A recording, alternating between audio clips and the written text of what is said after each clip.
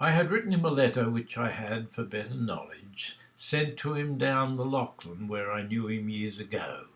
He was shearing when I knew him, so I sent the letter to him just on spec, addressed as follows: Clancy, of the Overflow.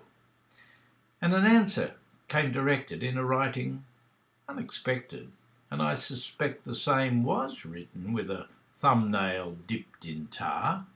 It was his shearing mate who wrote it, and verbatim I will quote it. Clancy's gone to Queensland droving, and we don't know where he are. In my wild erratic fancy, I sometimes think of Clancy, gone a droving up the Cooper, where the western drovers go, and as the cattle they are stinging, he rides behind them, singing, for the drover's life has pleasures that the townsfolk rarely know. And the bush has friends to greet him, and their kindly voices meet him in the murmur of the breezes and down by the rivers in the bars, and he sees the vision splendid of the sunlit plains unended, and at night the wondrous vision of the everlasting stars.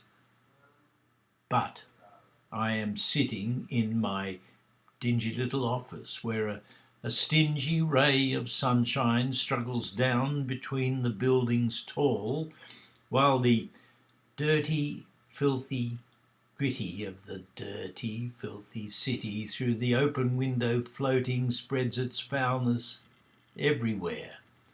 And instead of lulling cattle, I can hear the fiendish rattle of the tramways and the buses as they race on down the street, and the language, uninviting, of the gutter children fighting comes fitfully and faintly through the endless tramp of feet.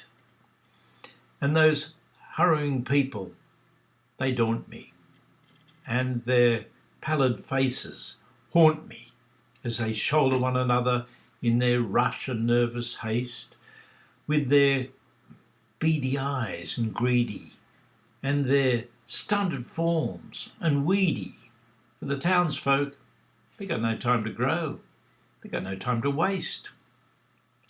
And I sometimes think I'd like to swap with Clancy, take a turn at droving as the seasons come and go, while he faced the round eternal of the checkbook and the journal, but I doubt he'd suit the office, Clancy of the Overflow.